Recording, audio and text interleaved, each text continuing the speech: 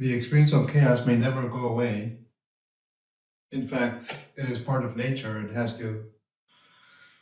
There are different physical laws that apparently certify and cause it to be so that there will always be. It's not necessarily chaos. That's an interpretation, but there will be a consumption of energy until complete entropy, completely disorganized.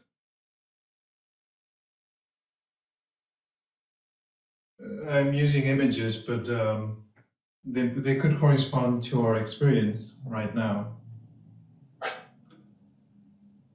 It's not really a location in the body or the chest or anything like that, but in our person, we could become sensitive to the experience of what that is right now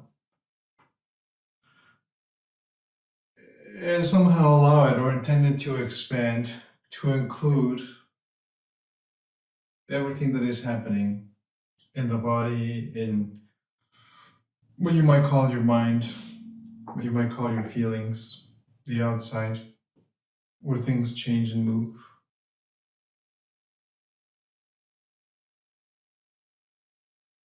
Potentially, I am there already.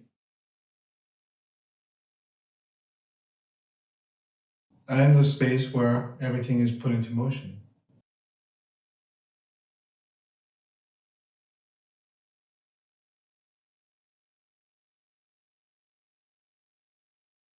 Just so imagine all the objects in the place where your body is, or even the screen.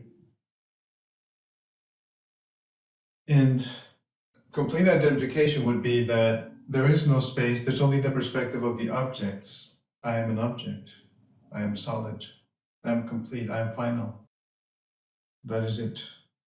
If something mechanically interacts with me, I will have to react. There's no choice.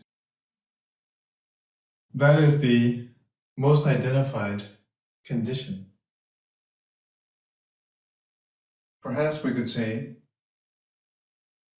potentially, there's some sort of transformation or change where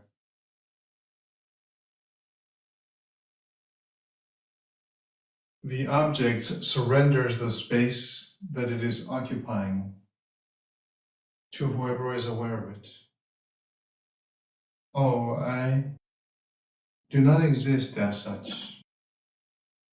I only cause myself to appear to exist because I am being known to exist.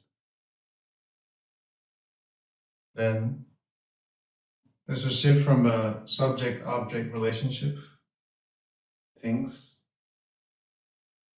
to one where there are no subjects and objects. I am the space where all of this is happening.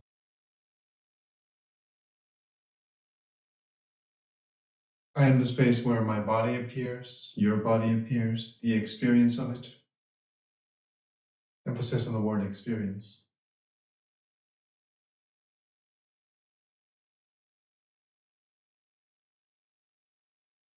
Completely different perspective. So it might appear as though all the objects have disappeared. What disappeared is the identification with the objects. The objects remain, but I'm perhaps a lot less subject to becoming identified with them.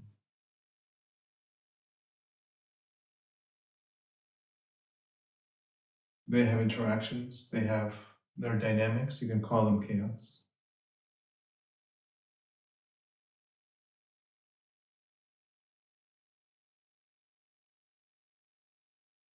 They must do that. They have no choice. They are objects subject to the laws of what are called thermodynamics. They have energy, which they must give up in the process of continued involution towards non-existence.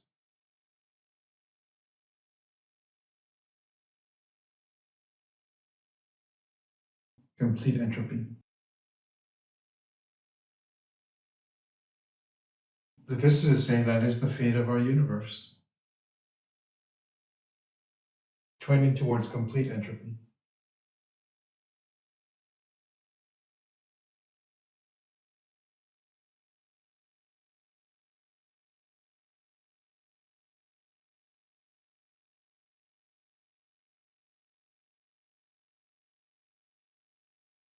If it is possible for myself to,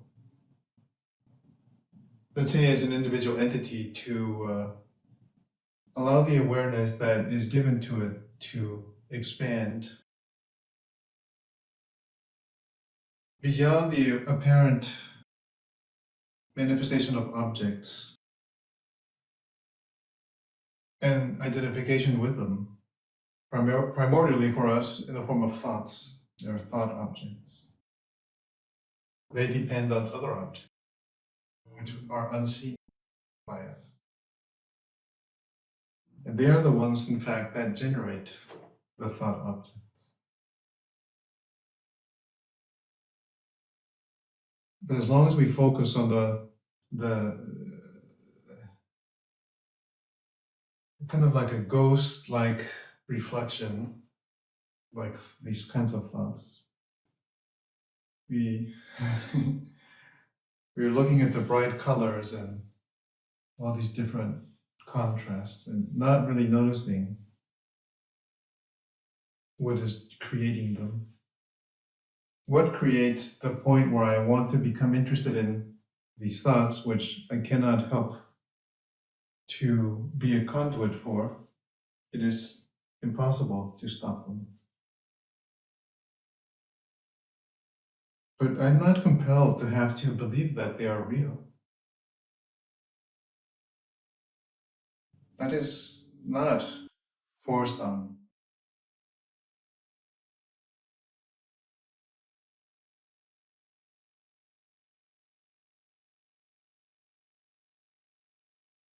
I can just let them proceed in their inevitable trajectory towards destruction. They will be created, have a duration, and then they will be destroyed. They will run out of energy. And in the act of witnessing their lifespan, my lifespan increases. The lifespan of this infinitesimal contact between this roundness and whatever supports it. And then in the body, there's an experience that corresponds to that.